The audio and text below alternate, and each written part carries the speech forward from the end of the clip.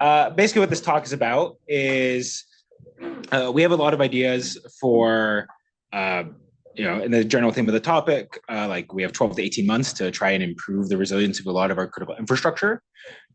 So I lead the secure by design for operational technology work at CISA. And then I'm in our Office of Technical Director. So I oversee a lot of the services, like free guidance and services that CISA provides, and try to improve the technical direction of those over time. And so when we're thinking about resilience, we're trying to really get a good sense of, well, what improvements are actually reasonable. And, we often think of secure by design as a long-term initiative. These things take forever to actually get into products and then get into the market. But are there lessons or steps that we could take in the intervening time to do something more useful now, or at least sooner? I give background just to give a little context from coming from. I was in academia for a bit. I was at a continuous monitoring vendor for planes, trains, and tanks for a couple of years. I was at MITRE, and then put in my 2 weeks with Mark Bristow, gave him a Senman role. It's not a euphemism, and then went over to CISA. The kind of core driving principle for this talk, we've heard a lot about PRC and Volt Typhoon and everything else today. The main motivator is when CISA is talking to different asset owners, usually the kind of thing that we're hearing is, well, we're doing segmentation, or maybe we're air gapped, but usually they say we're doing segmentation now. And then we have some sort of continuous monitoring on our systems, plus whatever engineering safety controls, and we're good. Like, we can't really justify doing more cost than that. And the concern from the Volt Typhoon side is, well, their modus operandi for doing any of this hacking is basically you compromise an edge device. So the thing that might be enforcing your segmentation, such as a firewall or any of the different vendors doing like your network edge devices, they compromise those edge devices, they dump a bunch of credentials as they can, and then use legitimate credentials to try and pivot down either into the OT network if those credentials are shared, or try to do reconnaissance to then preposition and pivot into the OT network later. So the real concern is if we're relying on segmentation as sort of the main security control for OT, because it's always going to be a good piece of security advice, but maybe that isn't enough with these threat actors to actually stabilize or guarantee resilience.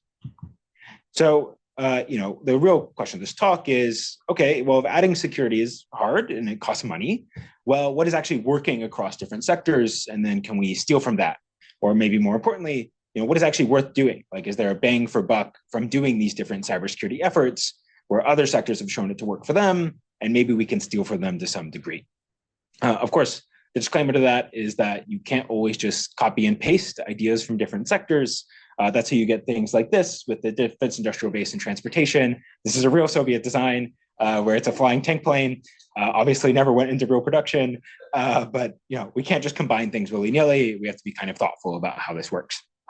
So, and of course, this is really sort of a secure by design talk, because a lot of the focus of where we're coming from is much more on the component basis. So rather than thinking of it as the overall system, we're trying to think, how can strategic security in our components lend themselves to the overall security of the system? So there's a little bit of secure by design included throughout this talk, because I can't help myself. So to reframe the problem a little bit, I want to start from talking about more the continuous monitoring, the third-party security vendor angle. That was my background, either in academia or in industry. And what we would often find is that we'd start with a kind of initial assumption that because we're operating an industrial control system, well, we can't afford downtime. The control system probably can't afford that much more staff. And we certainly can't duplicate the system in order to make a secure working model as we slowly rip and replace all of our legacy equipment. We theoretically could, but from a cost perspective, we're probably not going to do that. And so that led to a bunch of security assumptions from the vendor side, from the academic side, in terms of how we actually address these problems, meaning that we can't really modify things. We can't add operator friction because they can't afford more staff or change their processes significantly. And we certainly can't start re-architecting the network significantly beyond the recommendations for adding segmentation, which are hopefully there to some degree, though obviously we still see some flat networks. And then you run into the unique challenges of trying to integrate a security box, some sort of black box that's doing some sort of passive network monitoring, for example, where you get the integration issues that come with plugging into that. You often get limited domain expertise. Normally when I'm presenting this slide to different asset owners, the real pitch is when you're using these different third-party solutions, you're the domain expert of your particular sector. And the way to get bang for buck from all of these different products and solutions is to integrate your domain expertise with theirs, so it's much more targeted. And so, be that knowing how all of the rail and signaling infrastructure works, or be that understanding the intricacies of your supply chain on the water sector side. What is good versus what is bad is not something that you can easily ascertain just by passive monitoring. And then, of course, at the end, like they're incentivized to be unobtrusive, because if you're paying for something and it's causing you problems, that is generally not a good arrangement. So how that's kind of resulted in a lot of the industry best practice we saw were unobtrusive network taps, exporting data to a third-party stock, and then traditionally just kind of saying, we're going to segment everything from the IT network. None of those are really bad necessarily, but what we want to move away from, and a lot of what this talk is about, is that kind of results in what I would call a bubble of an OT network, which is you have some segmentation, but once you pierce the layer of that bubble, the only thing stopping you from doing more malicious actions is whatever safety systems exist and whatever continuous monitoring that can detect those. But of course, this raises the question of, we get all these cyber offerings, and then who's actually going to fix the problems? Because we can hunt for these problems, but if we're starting from the assumption of a low amount of technical staff, or there being too many vulnerabilities for us to succinctly manage, well, somebody has to actually fix the infrastructure. And so how do we make it easier to actually do that? We can detect things currently, a large amount of caveats to that sentence, but how can we actually add resilience to these networks? So when I say resilience, because it's an overused buzzword sometimes, and I am certainly falling into that camp, I'm going to bucket into 3 different buckets.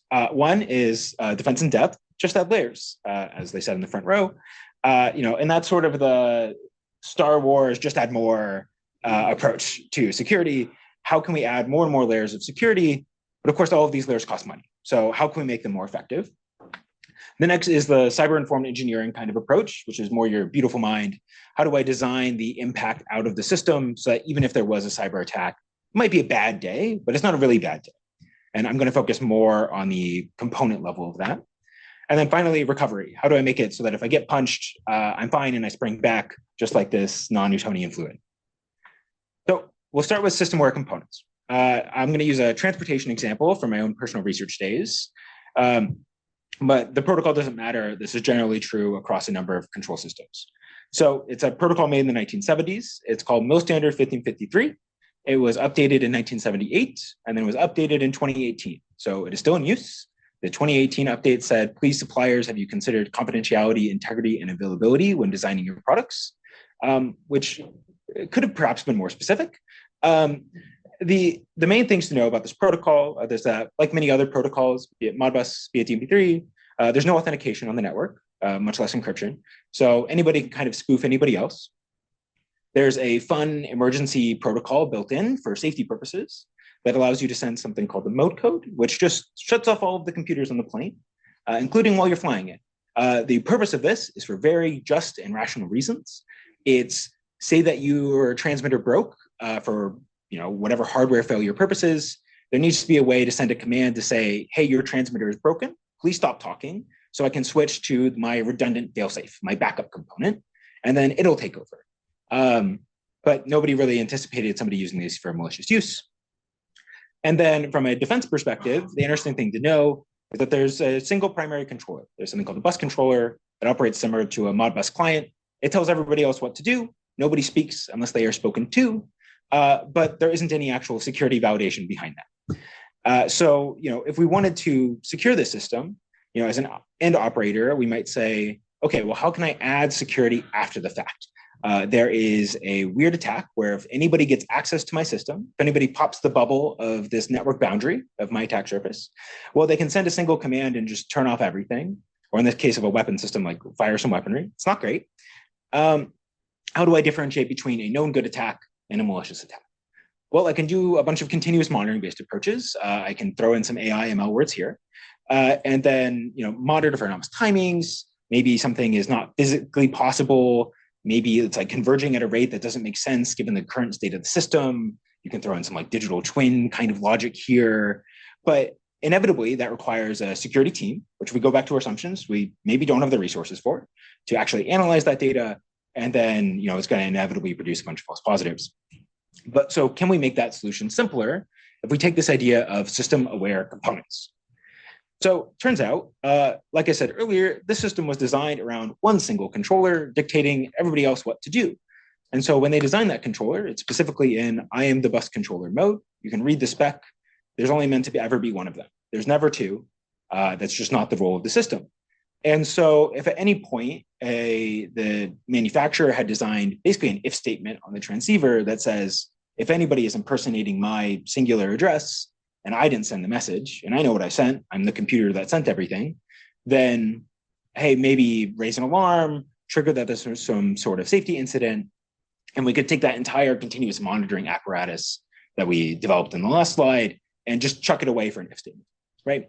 Obviously, this is a much simpler approach, and it's a little simpler on paper than it is in actual engineering. But we can take this idea of how can we take systems or components that are smarter about their role in the overall system and are aware of that when they're actually deployed. Because often what we hear from the secure by design angle is, well, I am a component in the overall system. I don't know how I'm deployed, so I can't really affect the end security of the system. But in cases like this, there are often cases where you're a primary attack vector, you're a primary point of control, you're sort of a crown jewel, as it were, and there might be smarter logic you could implement. To give a quite so simple example, there's a protocol called SAE J1939. It's used in the entire trucking industry in the United States. And in that, a fun attack came out in 2016, which was like, hey, if you just tell the engine that a new engine is being plugged in while you're driving down the road, the original engine disconnects itself and says, oh, sorry, my bad, because that's what the protocol was designed to do. But if you're thinking about it from an operational perspective, if we build more system-aware components, obviously there's not a scenario where you're plugging a new engine control module into the vehicle while it is actively going down the highway. And so there's a way to think about, within constraints, how can a system-aware component have some sort of smart logic to add resilience in the near future? And most importantly, from the cost center doing this all in the next 12 to 18 months perspective, I'm not talking about ripping and replacing all of the infrastructure on these components. It's tiny upgrades to some existing solutions. And this sort of preempts a lot of what you would get from a security model of trying to add, say, cryptography and authentication to the entire network, right? Because the architecture has one central point of control, you can actually just upgrade that one component and basically get a lot of the same benefits of authentication without dealing with a complicated PKI infrastructure across the entire thing. Speaking of, what if we did add a complicated PKI infrastructure across the entire thing? So we're working on a paper currently at CISA. This could be its own talk, but we're going to do like a TLDR version of it. Basically, we're working on a paper. If you're familiar with Bruce Schneier's work about why little Johnny can't encrypt, it is a famous paper about how PGP, email encryption, is so unusable that even cryptography experts would very frequently just screw it up and send their private key in plain over emails. And what we're working on, which I am currently calling Why SCADA SAM Can't Encrypt, though this will probably not be the published name unless External Affairs tells me that's okay, is trying to figure out, well, we have all of these technological solutions for encrypting, or not even encrypting, just authenticating network traffic in OT, be it wrapping it in TLS, like Modbus over TLS, DMP3 Secure, OPC-UA, SIP Secure. We have all these secure versions of OT protocols that we just don't really see used in the field. And there's a lot of reasons for that. There's a lot of hypothetical reasons, we could say, but we're doing voice of customer research to better understand across different sectors, where are people finding success and what are the real pain points, so that we can then go back to the manufacturers and the standards bodies to make it easy over time. So some of the lessons learned from this are, a lot of fears on encrypting traffic and that breaking everything, or expired certificates breaking everything. There's a greater need for technical proficiency. The initial CapEx of setting up a PKI infrastructure is quite large for a number of organizations, not much less the operational expenditure of maintaining it. So clearly there's a usability issue in this. Also, that mistakes are costly. We've run into a number of entities who have attempted to implement some of these security controls, ran into some roadblocks earlier in the process, not deal breakers, but they just weren't signs of success. Maybe two of your vendors didn't actually work well together because they claimed to be certified and both working on the same language, but in reality, they didn't work well together. Or maybe you had some initial key management issue, and then that just turns people off of these solutions for years at a time, if not basically the entire life cycle of that person working there. And so, some of the recommendations that have come out of that are focusing on ideas like authentication. You don't have to encrypt traffic, as bizarre as that seems, coming from like our HTTPS, wrap everything in TLS, existing web environment. And then focusing more on some of the use cases where people are finding success, which is wrapping everything at like a field bus or at the field and kind of sending it back up to a central SCADA server or a central historian. Though that's where people are finding luck, adding authentication and adding traffic without interrupting some of the more latency constrained environments. And then over time, you might be able to get into the field, but that will require more components, better procurement in the future. And so maybe we can do some of this in the near term, at least for pivoting out into from the field sites. Oh, there we go. Okay, and then we're going to talk a little bit about targeted MFA usage, everybody's favorite topic in OT. What if I pulled out my phone and put in a little token every time I tried to make a change? From an operational perspective, we've seen quite a bit of pushback to this. I was originally calling this talk sort of like sniff tests of OT or like rules of thumb of OT that are largely true, but are not true in some sectors.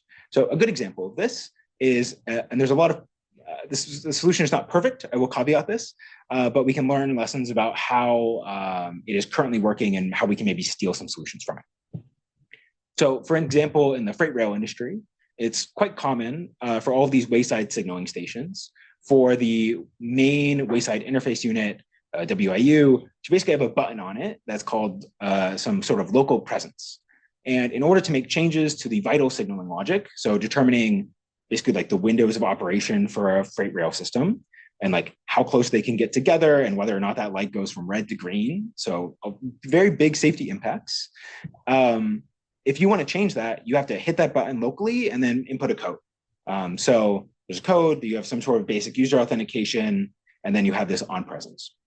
Is it technically perfect multi-factor authentication? No, like you could maybe compromise it by doing some things.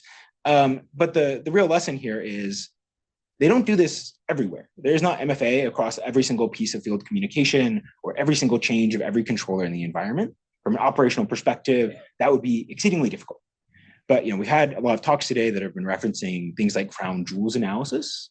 If you have targeted components that take your bad day to a very, very bad day, putting things like a targeted MFA device that allows you to do basically enforcing change management just for that one device or that handful of devices is a relatively cheap way of getting a lot of that resilience without basically like adding a bunch of firewalls or detection logic in between, and basically guaranteeing that short of some crazy CVE, people are not going to be able to change these configurations without you knowing about it or compromising an administrator.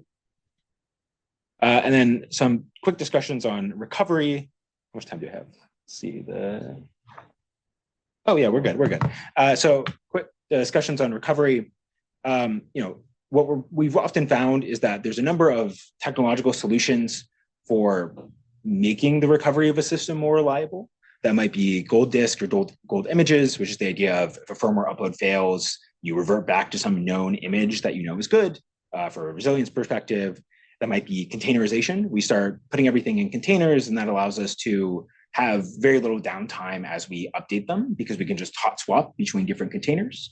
It also makes it far easier to spin things back up and makes the time to boot and the time to recovery much smaller. Or like portable software systems, right? So if the idea of, hey, if a certain part fails, is there a way to emulate pieces of it in software so that way it can keep running for some period of time until an operator can get there and kind of assert control manually? While these technological solutions exist in certain industries, they're in no way ubiquitous. Part of that is people are not really asking for them when they're doing procurement. And so they exist in some product chains, but not in others, and some vendors, but not in others. And this really needs to become an area of focus as we're trying to get more predictable. Because if we're thinking about the consequences of threat actors getting into OT environments, it's easy to think of the critical effect of like, hey, we're going to blow a bunch of stuff up and components are going to fail. But frankly, I'm more worried about just bricking a bunch of components by uploading bad firmware to them, and then nobody has the time or money to replace them. And so in that scenario, things like gold disk images, things like ways to actually revert to known good firmware images, or just like reducing that exposure through something like containerization can actually create a large impact on the ability for us to recover for relatively cheap from a capability perspective. So in conclusion, I would suggest focus on the small component changes that you can make to actually improve resilience. Some of these, like my aircraft example, are tiny research projects that you can do to figure out what are your crown jewels, or is there some trust inherent to your system that you can then take advantage of and exploit to your advantage as a defender. Don't just make it so your adversaries are focusing on your trust centers like your domain controllers. Think about how they can give you an advantage as the defender.